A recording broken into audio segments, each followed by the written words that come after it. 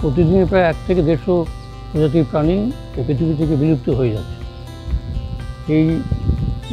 সেই উদ্দেশ্যেই আর কি আমি চেষ্টা করেছি সামান্যভাবে আর কিছু প্রাণীর সংরক্ষণের জন্য। টিয়া পাখি এটা দেখা যেত না, চড়াই পাখিও দেখা যেত না, একটু একটু করে খাবার দিতে দিতে দেখলাম তারা আসতে শুরু করেছে। এখন বেশ প্রচুর সংখ্যায় তারা আসছে।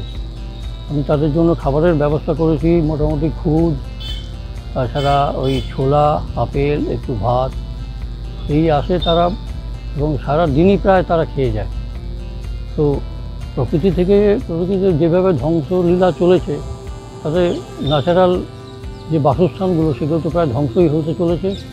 তাদের জন্য বাসস্থানের কোনো আর ইয়েই নেই, ব্যবস্থা আর নেই প্রায়। এই রকমই অবস্থা এসে দাঁড়িয়েছে।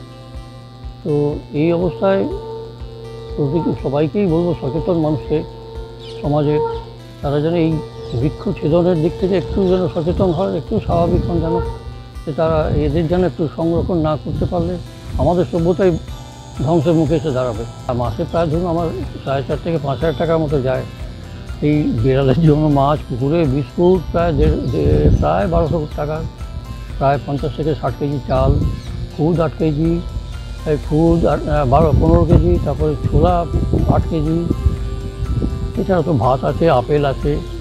কত পাখি আছে? মোটামুটি ধরুন 60 থেকে 65টা বিকেলের দিকে, সকালের দিকে প্রায় 30-35টা পাখি আছে। পাখির আওয়াজে ঘুম থেকে জাগায় আমাকে উঠে পড়তে হয়, ওদের ডাক শুনে আমাকে 5:45 থেকে উঠে পড়তে হয়। কোনোরকমভাবে চোখে মুখে জল দিয়ে আগে ছাদে এসে ওদের খাবার দিয়ে তারপরে গিয়ে আমি আমার দৈনন্দিন কাজকর্ম শুরু করি।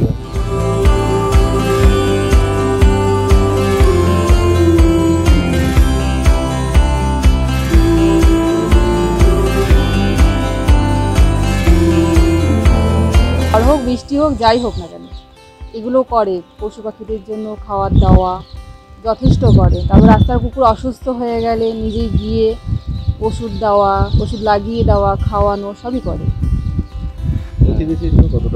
খুবই লাগে যে পাখি, এতগুলো পাখি আমাদের ছাদ থেকে দেখতে তো খুবই ভালো লাগে, অসম্ভব ভালো লাগে, খুবই ভালো লাগে। এই রেলিং পুরো ভরে যায়। আজকে তো তাও হয়তো কম এসছে, কিন্তু রেলিং পুরো মানে প্রত্যেক দিনই ভরে যায়। খাওয়ার দিয়ে নেমে যায়, বৌদি দাদা দেখেও না, কিন্তু আমরা দেখি।